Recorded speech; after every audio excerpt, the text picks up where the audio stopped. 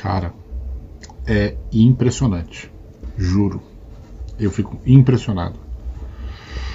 Eu postei um vídeo aqui mostrando os casos na Flórida como estavam crescendo, né, de contaminados, por causa que teve a reabertura, e muito bem feita a reabertura, com segmentada, com muita informação, em partes, sabe, abrindo os negócios de uma maneira e de outra antes, e aos poucos, e pelas regiões e tudo mais, regiões que não abriram e regiões que abriram. Eu já tenho esse vídeo, eu até deixei no meu feed esse vídeo. E eu vou fazer esse vídeo aqui também, para vocês verem da situação 2 dias depois, tá? É um absurdo pensar em algumas coisas, mas eu vou mostrar para vocês entenderem a loucura do que está rolando. E a culpa gente, a culpa é do vírus, não são das pessoas. Vocês têm que entender isso. A culpa não são das pessoas, é do vírus. A culpa das pessoas é não tomar cuidado. A culpa dos governantes é não tentar achar ou não encontrar, não ter a capacidade, a competência de encontrar soluções que ajudam tanto na economia quanto na saúde pública. Tem que achar soluções que estão no meio termo, tá? O extremismo para os dois lados vai ferrar geral. Mas dá uma olhada nisso aqui. Ó, isso daqui é o site da CNN aqui nos Estados Unidos. Aqui pelo link dá pra ver a data, ó. Data de dia 18, que foi ontem à noite que eles colocaram isso daqui, tá? Escuta esse vídeo. Escuta só o que eles estão falando nesse vídeo. Olha lá. Então eles estão mostrando aquela curva que eu mostrei pra vocês no outro vídeo. Tá? É esse spike aqui que eles chamam. Isso acontece direitinho, por volta de 15 a 20 dias depois que começaram a reabrir tudo de uma forma bem feita, mais larga, mais abrangente, mas bem feita. Tá? Então, o problema é, daqui a 15 dias esse número vai vir para mortes, cara. A gente vai ver mortes crescendo. Então, eu vou trazer para esse outro mapinha aqui, ó. Esse aqui não, esse aqui é meio chato, mas esse daqui que eu acho que é um mapa bom, que a gente consegue ver bem, né? Cada cor aqui representa quanto mais escura a cor, mais infectada está a região. Eu moro bem aqui, tá? Esse aqui é o condado de Orange, é onde fica a Disney, onde fica Orlando, onde fica uma série de cidades, tá? Eu moro mais nessa região aqui, que é perto desse lago, que chama Popka, que é a região de Winter Garden. Eu moro na cidade de Winter Garden. Então, Windermere, Winter Garden, Dr. Phillips, a própria Disney, tá tudo nessa região aqui. A Disney é um pouco mais para baixo, mas tá tudo nessa região aqui, tá? Orlando tá aqui, o aeroporto tá aqui e tudo mais. Então você vê que já tá dando spike grande. A Universal abriu, a Disney ainda não, vai abrir. Tá falando que vai abrir em julho. Olha o spike aqui. Agora, sabe o que é mais louco? De antes de ontem para ontem, né? Que foi o número que a gente tem. Olha esse número, nunca teve um número desse na história da Flórida com esse caso de Covid do caramba. 3.300 casos registrados. Parte disso, apesar de a gente ver o número de mortes aqui mais baixo, a gente sabe que isso daqui vai refletir, ó, esse spike, cada barra dessa é um dia, 2.300, 2.000, já não tinha chegado em números de 2.000 antes de infectados. Agora está vindo com uma força brutal. Olha isso, 3.300, nunca teve um número desse tamanho de infectados, cara, num dia. É óbvio que aí você tem que olhar para outras coisas. Então aí eu vou trazer para vocês uma outra visão, tá bom? Que eu quero que vocês vejam aqui comigo, tá? Essa visão é o seguinte. Esse aqui é o estado da Flórida, tá? Isso é do Google. Se vocês forem no Google, vocês vão ter um mapa desse. Tá? Aí você pode passar o mouse por cima e você ir vendo a quantidade de informação que tem. Mas o que eu quero ver aqui, principalmente, não são esses números gerais, nem por condado onde está crescendo, mas você vê aqui, ó, boa parte dos condados, Miami, olha crescendo aqui, ó, a curva, ó, crescendo muito rápido, tá vendo? Aqui crescendo rápido também. Eu tô em Orange nem aparece aqui, ó, tá vendo? Então, aqui você vê um gráfico da região, as regiões que estão crescendo, onde cresce mais, onde cresce menos. Mas o que eu quero mostrar para vocês, na verdade, é isso aqui, ó. Então aqui são, desde o começo, tá, a quantidade de casos, olha como cresce aqui. Olha essa, ainda não entrou aqui a última, de 3.000, vai entrar ainda. Tá? E Outra coisa que é importantíssima, que é a quantidade de testes conduzidas. Ó. Aqui tem uma escala de 0 a 60 mil, muda, tá? De cada estado que eu vou, se eu vou para o país e tal. E aí você vê a quantidade de testes feitas por dia, ó. 39 mil, 18 mil, chegou uma época que chegou a fazer, ó, 55 mil testes em um dia no estado da Flórida. Não é nos Estados Unidos todo, é só no estado da Flórida. 38 mil, 21 mil, 30 mil, 25 mil. Então, assim, testa bastante no estado da Flórida, certo? E nos Estados Unidos? Quanto será que testa nos Estados Unidos? Que é o país que tem o maior número. Se você testa mais, você vai ter uma amostragem maior, obviamente você vai ter um número maior, tá? Então, como que fica os Estados Unidos? Vamos ver como que fica os Estados Unidos em número de testes totais no país, tá? Então você vê que os casos está estabilizado, né? Sempre você tem a diferença do final de semana, mas está estabilizado. Começou a parecer que vai voltar a crescer. Dá uma olhadinha aqui, ó, mas é pouco para dizer ainda. Eu estava olhando o estado da Flórida, que foi um dos primeiros a reabrir. Isso aqui é a quantidade de testes, ó. Testes conduzidos, e aqui é a escala de 0 a 500 mil, tá? Então, testes por dias, ó. 130 mil, 160, isso lá em abril. Maio, 240 mil, 300, ó, vai subindo. Já 400, e olha agora, final de maio, começo de junho, tá? Que é os últimos números que eles têm aqui, tá por volta de 400 mil testes por dia. 400 mil testes sendo feitos por dia. Esses são os números dos Estados Unidos. Vamos ver de outros países para comparar? Porque os Estados Unidos tem 310, 320 milhões de habitantes, tá? O Brasil tem 210 milhões. Vamos ver o Canadá, que também é um país de primeiro mundo, que tem condições, tá? Vamos ver o Canadá. O Canadá vem caindo bastante, não parece ter nenhuma volta, tá? Esse aqui é a quantidade de testes, de 0 a 80 mil. Tá fazendo por dia, por volta de 30 mil... Tá vendo? 30 mil, 20 mil, 30, 40 mil, vai. A gente pode dizer. 30, 40 mil testes por dia o Canadá. Vamos ver outro país? Reino Unido, que também está em foco aí, que teve muita contaminação, né? Precisa de bastante teste, ó, tá?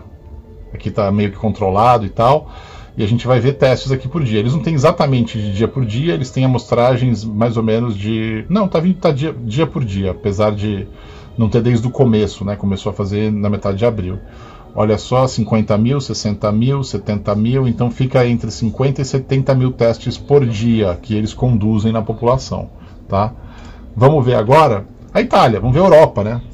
Sair ali dos Estados Unidos, né, América do Norte, Canadá, vim aqui para Inglaterra, só que a Inglaterra não é mais considerada Europa, mas geograficamente é, apesar de ser uma ilha. Vamos para o meio da Europa, a Itália, que já foi o foco disso tudo, quantidade, o foco está controlado, olha só a quantidade de casos. Vamos ver a quantidade de testes que eles estão fazendo por dia. Olha lá, 60 mil, 40 mil, 50 mil. Olha só, 70 mil, 58 mil. Isso aqui é testes por dia, tá? Nos últimos dias, tá bom? Vamos ver mais algum país da Europa aqui, ó? Não, vamos para América do Sul. Por que a gente vai ficar na Europa? Besteira ficar na Europa. Vamos para América do Sul. Vamos ver o Chile, que é o nosso país vizinho. Tá aqui do lado da gente, aí, ó, aí do lado do Brasil, né? Eu moro aqui na Flórida. Vamos ver, ó.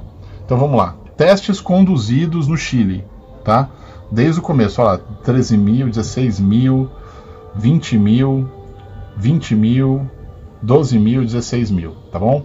Então, assim, uma quantidade boa de testes, se pensar na quantidade de população que eles têm, mas muito inferior a testes, por exemplo, dos Estados Unidos e tal, né? E de outros países mais desenvolvidos. Vamos ver a Colômbia, que é um país que nem o Brasil, com problemas que o Brasil tem e tal, assim como o Chile também, mas o Chile é mais desenvolvido da região, né? Então vamos ver, ó. Você vê aqui, ó, o problema da Colômbia é que continua crescendo, ó, a quantidade de casos continua crescendo, tá? Teve confirmação mais alta aí, ó, de 3 mil casos, tá, num dia, que é o que teve aqui na Flórida, então você imagina que é lá no país, né, depois da retomada. Quantidade de testes que eles vêm fazendo, ó, 10 mil, 12 mil, 11 mil, 15 mil, tá? Isso é Colômbia. Vamos ver a Argentina. A Argentina, meu. A Argentina não pode, né, cara? Tá com um número muito baixo, meu. Poxa, mas vem crescendo o número de casos, tá vendo? Apesar do número estar baixo. Mas ainda é um número baixo, né? Mas tá lá, 1.900, tá espalhando o negócio. Quantos testes eles estão fazendo por dia? Estão fazendo 5 mil, 4 mil, 5 mil, 6 mil, 7 mil, 5 mil, 6 mil. Um número muito baixo para a Argentina, na minha opinião, né? Agora vamos ver o Brasil, porque o Brasil não pode ficar atrás nem da Argentina, né, cara? A gente tem que estar fazendo mais teste, a gente tem que estar controlado, não está controlado, os números só crescem, vamos ver os testes. O Brasil não reporta o número de testes. Poucos que não tem. São poucos países que não tem. Isso é uma vergonha, cara. Então, assim, gente, eu não moro mais no Brasil. Mas minha família mora no Brasil. Sabe? Eu fico muito preocupado com meus amigos que moram no Brasil. E é muito fácil, muito simples para um governante qualquer, um empresário qualquer, e eu não estou metendo pau em capitalismo, nem estou entrando em guerra ideológica, nem nada disso. Só estou trazendo os fatos como eles são. Até porque eu não gosto de entrar nessas coisas, mas trazendo os fatos como eles são. Você acha mesmo que as pessoas que estão trabalhando numa empresa, num local de trabalho, trabalhando mesmo informalmente, como que elas se locomovem para o lugar? Quando elas chegam lá para trabalhar, onde elas vão comer? Onde elas vão comprar comida? As coisas têm que estar abertas.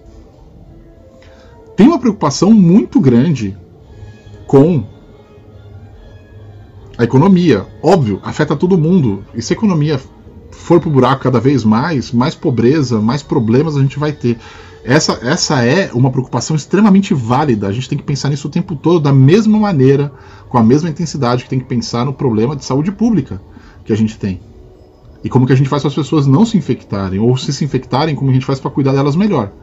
Como eu estava falando, para um empresário bem-sucedido, um dono de empresas, um político, quanto maior o cargo ainda, esses caras vão se tratar onde? Vai se tratar no Einstein, vai se tratar num Sírio-Libanês, vai se tratar num puta hospital bom, o melhor que ele tiver na sua cidade, na sua região, com os melhores médicos, eles vão se tratar lá, porque eles têm grana para bancar isso, ou tem o Estado bancando. E aí é fácil para esses caras tomarem uma decisão de reabrir. Reabre aí, porque está recolhendo pouco imposto, porque vai ser muito ruim a questão financeira e econômica, e eu concordo com isso, mas, gente, vai ser ruim mesmo, é muito ruim mesmo, e a gente tem que pensar em achar soluções que entregam para os dois lados, que satisfazem os dois lados, que a gente consegue ter os dois lados atendidos, senão não adianta ter um monte de gente morrendo e ter economia boa, e não adianta ter economia ruim e não ter ninguém morrendo. É horrível dizer isso, mas essa é a real. A gente tem que achar o meio do caminho, como que a gente faz para ter ideias que solucionam para os dois lados, sabe? Que ajudam dos dois lados. É muito complexo, não é uma coisa fácil, eu não queria estar na pele de nenhum político. Mas eu queria que existisse uma lei no Brasil. Uma lei que já se falou no passado. É a única lei que eu acho que valeria a pena para todo brasileiro lutar, para sair na rua, para protestar. A única que vale a pena mesmo, sabe? Que todo cargo público, qualquer pessoa de cargo público, que a partir do momento que você assumisse um cargo público, que fosse proibido usar qualquer outra rede de saúde e de ensino. Isso serve para a família primeiro grau, na minha opinião, para familiares de primeiro grau, ou seja, esposa, marido, crianças, filhos do casal, então no primeiro grau, que fosse proibido utilizar qualquer outro método de saúde, rede de saúde que não fosse a pública. Que fosse proibido para quem é